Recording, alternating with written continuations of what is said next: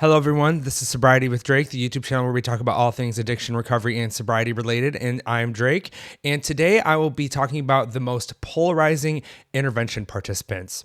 So if you've seen some of my ranking videos about intervention before, I like to not rank these things by my opinion, but by objective quantitative data. So for this video, I was thinking, how can I rank who is the most polarizing intervention participant of all time?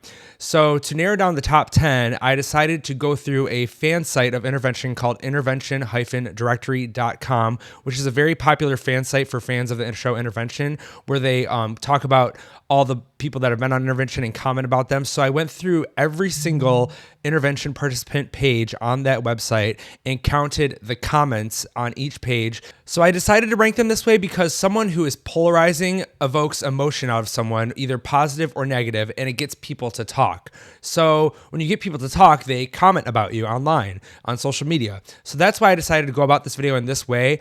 But you will find with my ranking, there are a few outliers in the top 10 that are in the top 10, not because necessarily they're polarizing, but for other reasons that are outside of the show of intervention, which you'll see and I'll talk about in the ranking. And there were a total of 14,725 comments with over 378 participants total, averaging to a number of 42 comments per participant.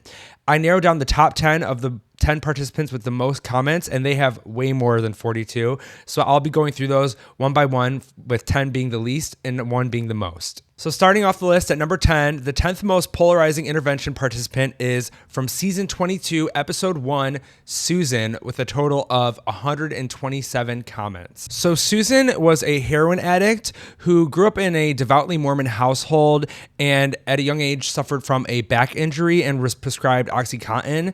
And then later, when she was unable to receive her pain meds, she developed an addiction to heroin.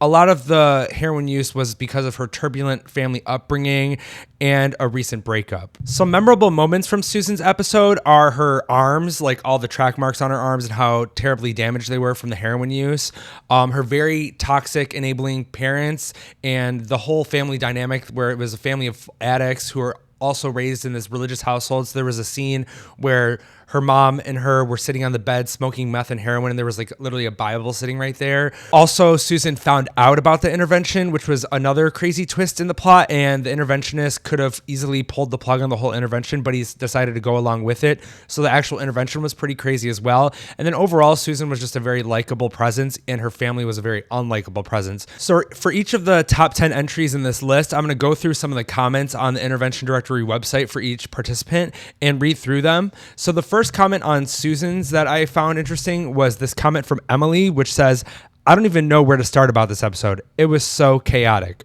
The next comment from Rob says, "I've seen every episode a dozen times, and I don't remember ever seeing someone as physically damaged than when Susan pulled the bandages off of her arm.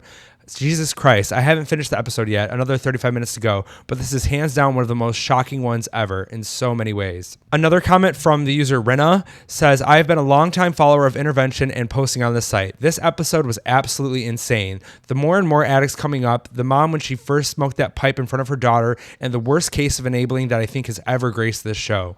This was a shit show. This episode seemed more about the drama than helping the addict, but in the end, she got sober. So that's what matters, right?" And finally, another comment from Thomas, which says, "Longtime reader, first time poster. Susan is hands down for me one of the nicest addict I remember seeing on this show. The addicts frequently stretch the limits of sympathy for me, but Susan just seems so sweet and genuine throughout. Susan, if you read this, I'm rooting for you." Next, the number 9th most polarizing intervention participant is season 17, episode 1, Catherine C., with a total of 136 comments. So Catherine's drug of choice was primarily crack, but she also used an assortment of other drugs as well. And a little bit about Catherine, she was a bright college student with dreams of becoming a journalist until she was abducted and brutally assaulted. And then after that, for dealing with the trauma, she turned to drugs as a result, and she used it to mask her trauma. Her parents were very kind and loving in the episode, but they also horribly enabled her, and they had already conceded to the fact that she was going to die, even purchasing a burial plot for her already. So what's mostly memorable and polarizing about this episode is not specifically Catherine herself. She just seems like a sweet, misguided, addicted individual who is struggling with addiction. But the main thing that was polarizing about this episode was her parents and how enabling they were. They were probably the most enabling parents they've ever seen on the show, according to the comments on this intervention directory page. So I believe this one's kind of an outlier, like I was talking about at the beginning of the video, with the most polarizing, where the actual participant isn't very polarizing, but the people around her are polarizing, which makes this a polarizing episode rather than her being a polarizing participant. But she still, according to the way I did this list, it comes in at number 9. Now I'll read a few comments from Catherine C's intervention directory page. The first comment comes from Jen, which says, "This was a heart-wrenching episode. My heart broke for Catherine and her parents especially. It was hard to watch her partake in drug use and phone calls with clients right in front of her parents, who so clearly loved her so much but were enabling her so horribly. Ken the interventionist, tried all he could to get this across to the parents, but sadly it doesn't seem like they will ever be able to use tough love with her. Praying for all of them though." The next comment from the user Flo says, "It's a miracle that she's alive. Crazy situation with the parents." And finally, a comment from the user Chris says, "Her parents have basically accepted that she is going to die. Sad. They need an intervention more than she does." Coming in at number 8 on the list is season 7, episode 1, Linda, with a total of 138 comments. So Linda is a fentanyl addict who uses fentanyl lollipops because of what she believes she came down with as Ehlers-Danlos syndrome. So she uses these fentanyl lollipops to deal with her chronic pain and joint dislocations. This episode is very memorable because of how Linda gets her whole family involved in her addiction, how they take care of her, and they kind of their lives revolve around her. She brings all this drama into her family, and also her behavior when she's around like electronic devices, how she thinks that certain electronic signals and transmissions cause her to have pain, and certain colors, and just like her kind of psychotic behavior is very memorable in this episode. And I did do a Linda intervention Where Are They Now video, so go check that out on my YouTube channel if you want to hear more about what Linda's been up to since the show.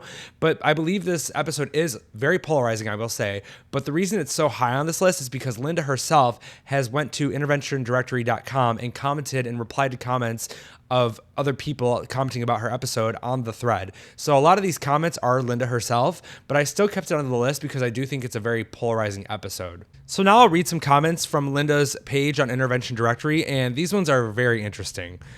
The first comment is from Kevin. It says, "It is quite obvious that Linda comes back to this bulletin board in different guises to defend herself. For someone who is so affected by electricity and radiation and colors that she screams in pain, she spends an awful lot of time in front of a computer with a color display screen. It is blatantly obvious to anyone who can see it that she was completely delusional, that she was strung out on a very powerful drug, that she was coddled by a dysfunctional family that allowed her to get so outrageously out of control that she would, with a straight face, claim that colors of nearby objects could cause pain in her joints. Whether she has EDS or not. And no, Linda, no matter what you post on here, there is not a single solitary shred of proof or occurrence or basis in any scientific or even pseudoscientific reality that backs up one iota of the crazy you spout. But there are millions and millions of volumes of scientific proof that delusional people often hallucinate or lie." So that's a very loaded comment. The next comment is from Molly. It's a much shorter one. It says, "I'm watching this episode right now. I feel terrible for her family." Another comment which Linda replied to is from Brooke. She says, "It's clear she is lying because if she really had pain from electricity, why would she even agree to be videotaped? It was all for attention." Which Linda replied, "The producers gave me a device to hold that absorbed all the EMF, electromagnetic frequencies, I'm guessing, a receiver. Otherwise, I had told them I could not film. Sam Metler, the producer, came up with the idea." The next comment is from Holly, which Linda also replied to, which says, "Checked out her Facebook page. Funny, she claims electronics and electricity physically hurts her body, yet she is posting stuff almost every day as well as posts about going to concerts and stuff like that. This girl needs some serious psychiatric help." Which Linda replied, "Wireless devices are my issue, not grounded devices. I still need to go to the library as I cannot use a computer in my house. Even my TV has to be under 20 inches. So yeah, it's pretty apparent that Linda is still sticking to the belief that she has EDS and that like these certain things cause her to have issues, which then leads her to use these substances. And she even goes as far as to replying to certain comments and, coming up with, I'm not going to say excuses, but explanations as to why she's acting the way she is. So she definitely is a polarizing figure who definitely gets arises emotions out of people and makes people feel a certain way. And it's pretty entertaining watching her talk to people on these threads. I find it very interesting. Next, number 7 on our list is season 15, episode 17, Brittany, with a total of 143 comments. So Brittany was a heroin addict who also used meth, and a lot of her use was contributed to a lot of traumatic experiences she went through, like rape and the divorce of her parents. And also her father is an addict as well. And so she wasn't the only active user in the house during the episode. And some memorable moments are just her relationship with her father, how really like down to earth and cool of a guy he was, and how supportive he was for her, and how he was willing to go to treatment as well to get clean to help her as well. This is another outlier of the list, this episode, and I don't believe she is a polarizing figure on the show. Why this is so high is because Brittany's father has come to the intervention directory comment section and announced, Brittany sadly has passed away since the episode aired, and he was just, communicating with fans, honoring Brittany's legacy and getting a lot of support from the fans who really rooted him on in his own sobriety journey and supported him with the loss of his daughter, Brittany. So this one I was almost not going to put on the list, but I had to go by my format of why I was counting down the top 10, and it did have a lot of comments on it, which was mostly people interacting with Brittany's father, just giving him support. So this one, definitely not a polarizing figure from the show, maybe polarizing in a supportive, loving way, that it really brought this community of intervention fans together to support her father for his loss and Brittany's family for their loss.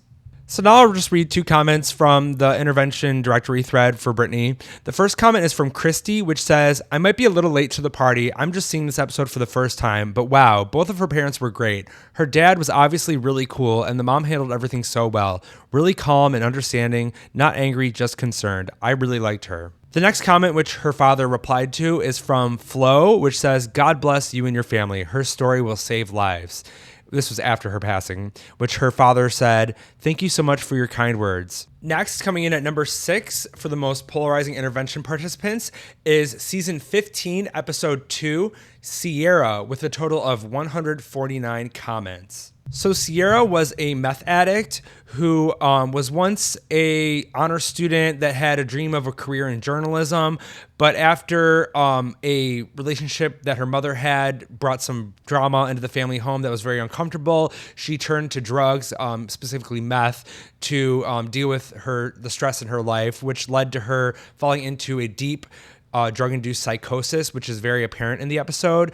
And then in the episode, they show her living on the streets, homeless, addicted to meth. So this episode was very polarizing and very memorable due to just the look in her eyes, her bare feet walking the streets, her extreme deep psychosis that she experienced during the episode. There was a scene where she was walking near the highway of her town and was it looked like she was going to run into traffic. So it was just a very memorable episode of intervention.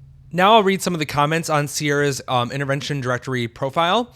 The first comment is from the user T Toro, which says, I never thought anyone would ever beat Christy for craziness, but this girl took the cake. I'm glad she got help, and I hope she continues to stay clean. Meth is totally insane and awful. The next comment is from username Christy, which says, wow, it's crazy that meth was her drug of choice. She looked like she was in complete hell. Really scary, the scenes where she was screaming and running around a big-ass main highway, looking like she was ready to jet out into the middle of it. This girl is seriously lucky she got some help before she really hurt herself or someone else. So young. Good luck to her. And finally, the next comment is from the user Nadia, which says, this is the craziest intervention episode I've seen in terms of witnessing the addict under the influence. I've never seen what meth psychosis looks like. This episode, to see it full-blown in that way, was shocking.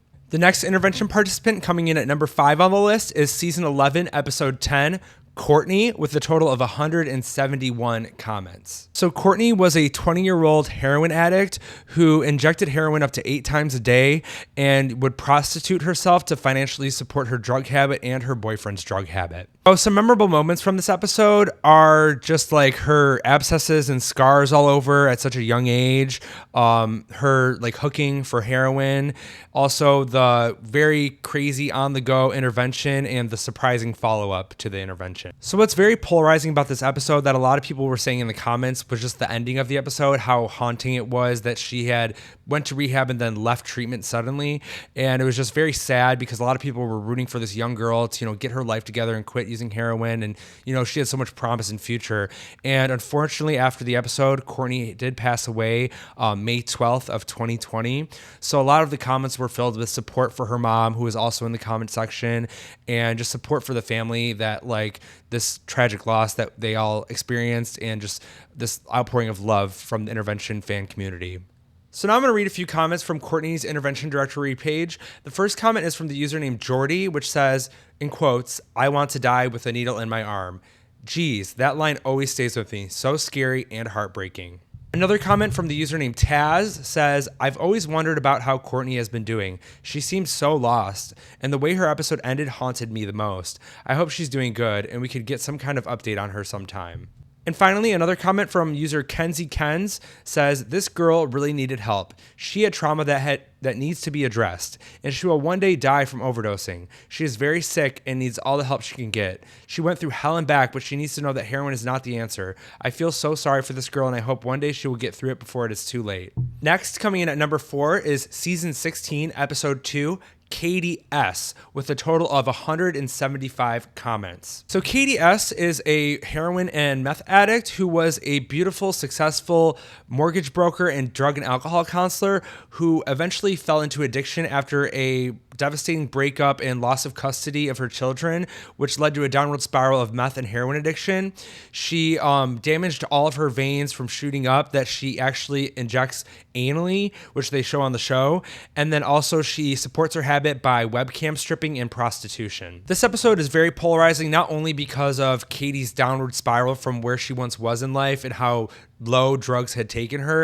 It was also her physical appearance, like her scarred face and damaged arms from drug use. And then also them showing her injecting drugs anally was very polarizing, and a lot of comments on the page were about that as well. Now I'll read a few comments from Katie S's intervention directory page. The first comment is from user Michelinis, which says, "I think this was a little too late. No one had a bottom line. Even her son could not move her to stay sober. Despite that, her family all made a great effort. I'm surprised that intervention finally showcased an alternative method of using. I had read about it on forums some time ago. Perhaps it will be something that gets more exposure. All in all, Katie is a very sad case. I truly hope she finds some peace." The next comment, very simply put, is from user Laura, which just says, "That was tough to watch." And finally, the last comment is from user Alfred Fioli, which says, "First time commenting. This episode was rough. I truly felt bad for the son. I'm happy he had people in his life that cared about him." Now we are down to our top 3 most polarizing intervention participants. Coming in at number 3 from season 14, episode 2, we have Katie Y with a total of 196 comments. Katie, a heroin and crack addict, was once an elite Irish dancer who traveled the world dancing and was a smart, outgoing child. Eventually, though, her life derailed into an addiction of heroin and crack. The most polarizing and memorable thing about this episode was the fact that there seemed to be nothing that really triggered her descent into drug addiction. It just seemed to happen from going down a bad path with the wrong people, and it was just very unfortunate how things ended up happening for Katie. Also, she had attempted rehab 13 times. The drugs had rotted her teeth, so she had dentures at the age of 28. So yeah, those are the things that are most memorable and polarizing about this episode, but we'll see more in the comments that I read next. So the first comment is from a user named Ashley, which said, "Katie was one of the first addicts to really piss me off. It was all these little things, like having the iPad during the intervention. When she Skyped with Candy, I was convinced that she was on a strong road to recovery until I read that she refused sober living and relapsed." The next comment from username Emily said, "Such a beautiful girl, such a sad story. However, I think in some sense the unique context of this episode is important. Regardless of being lovely, talented, intelligent, had a family that loved her, and no childhood traumas, she still managed to go down this road. It just shows how nobody is exempt from addiction regardless of your background." And the last comment is from a user named Jet, which says, I just watched Katie's episode. I found her story quite unique compared to other intervention stories, in that she identified no trauma trigger for her addiction, and she seemed to manage her addiction without relying on the support of her family to enable her. Sadly, I wasn't surprised to see she relapsed. She appeared very committed to her lifestyle and seemed to have given up on life, a future, and her family. You could see she was from a family with high personal standards and had herself been a high achiever, which perhaps contributed to her oscillating denial and or disgust at what her life had become. I believed her when she said she had no traumatic event in her past. It's not unusual in my experience, and her story rang true to me. I imagine that her current trauma is dealing with a life so full of promise and potential wasted, as well as the alienation and disappointment she has brought to her family.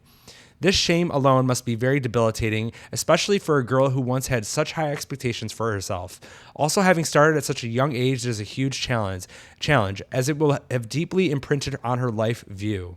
Next, the number 2 most polarizing intervention participant and the only guy to make the list is season 12, episode 14, Nick, with a total of 202 comments. Nick, who is 23 years old, was a heroin addict who was prospected to follow in the footsteps of his father's family business, but eventually his drug addiction to heroin led him to being the black sheep of the family, where he would, cross the border to Mexico to get his drugs. And he was also in a very codependent relationship with a girl named Crystal in the episode, who was a former substance abuse counselor who also turned to addiction, and their relationship was very polarizing. The most memorable and polarizing parts of this episode are the nasty abscesses and infections, him stabbing himself in the stomach so that he can go to the hospital and get pain meds, also his very sketchy trips to Mexico, and then also the very enabling relationship of his girlfriend Crystal and him that kind of was like a mother-son dynamic almost, where she took care of him and enabled him to be an addict. As we'll see in the comments, Nick is a very polarizing figure from the show. A lot of people very much like him and say great things about him and his personality, while the other group of people find him very sociopathic and manipulative and do not like him. So I'll go through a few of the comments and you'll see what I'm talking about. So the first comment, which is a very positive comment about Nick, is from user Liz Luck, which says, "This was the best intervention I have ever seen. I really liked Nick and Crystal and wish the best for them." This next comment says the complete opposite. It's from user Angela, which says, "I've worked with addicts for years, and Nick and Crystal both totally grossed me out. Nick was a master manipulator, and Crystal was a pathetic predator. I seriously hope these two get away from one another." Next, another negative comment about them is from user Just Me, which said, "Nick struck me as having sociopathic qualities. Addiction can drive good people to lie, cheat, steal, and manipulate, but it felt different with Nick, more fundamental and inherent. Like his addiction might flow from the impulsive and self-interested nature of his character rather than his flawed character flowing temporarily from his addiction. Crystal's low self-esteem makes her malleable to the point that I think she's capable of some really bad choices.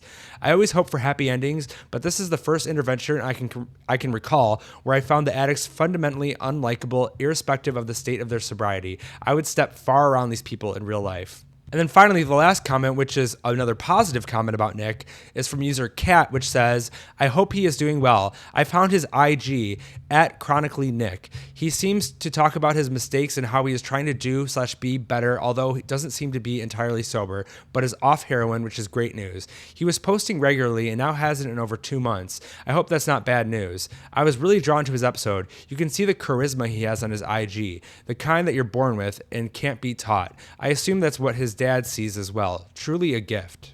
So now we're down to our number 1 most polarizing intervention participant of all time. And this person I've talked about many times on my channel. I have a couple videos about them, and it's no surprise that they're number 1. Coming in at number 1 from season 2, episode 18, is Christy with 256 comments. So Christy, who once had dreams of becoming a clothing designer, fell into an addiction of meth and alcohol, which she supported by, asking for money on the streets, stripping, and the episode was very memorable and famous for her crazy outbursts, both violent and verbal, and also her meth psychosis where she would go on these rants about things and like draw these little symbols on paper about positive plus the negative equals I don't know, and then I'm smarter than the average bear, and then her naked fight with her sister. Also her dad's little song about her in the beginning has kind of become an iconic meme in the intervention community. So this episode is probably the most famous episode of intervention, which is no surprise that it's also the most polarizing. There's many different opinions on Christy.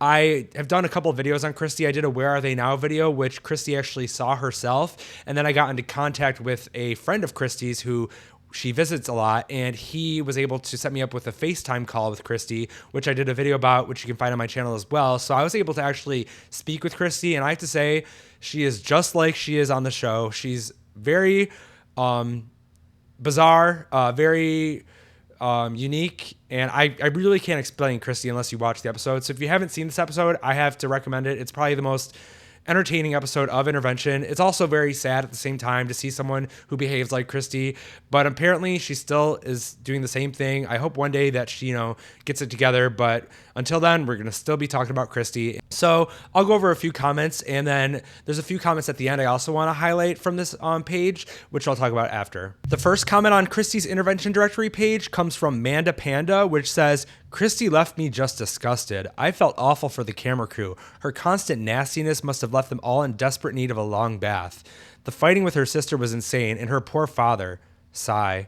Like you, I hated this one. I do wonder where she ended up, though. For the sake of her family, I hope she managed to clean herself up. Regardless of how horrific they might have become due to addiction, I can't imagine having to bury one of my children. The next comment comes from a user named Sandra, which says, this chick is just...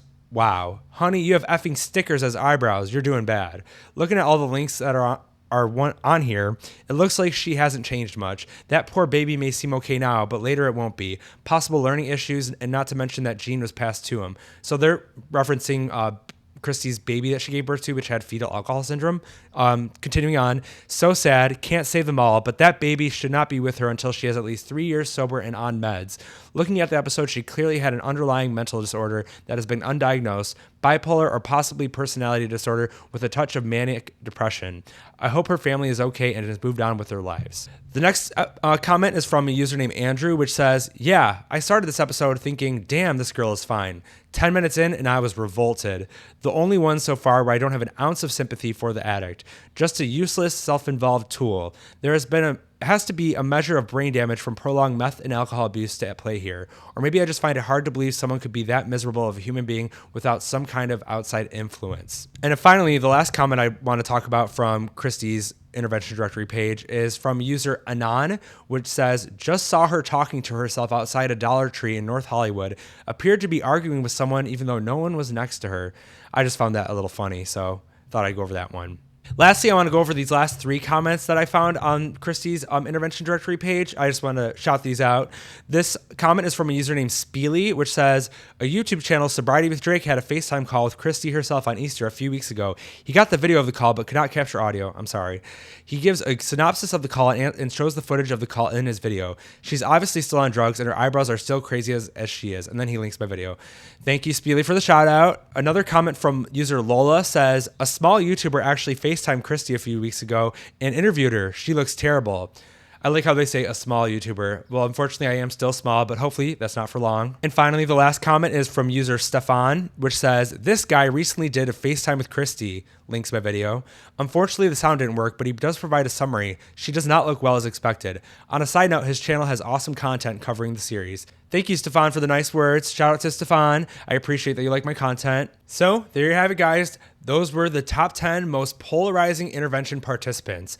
I hope you found this list very entertaining or interesting. If you liked it, please like this video and subscribe to my channel where you can find all kinds of intervention related content, as well as videos about sobriety and recovery and addiction. Also, I have something really exciting planned for the next week.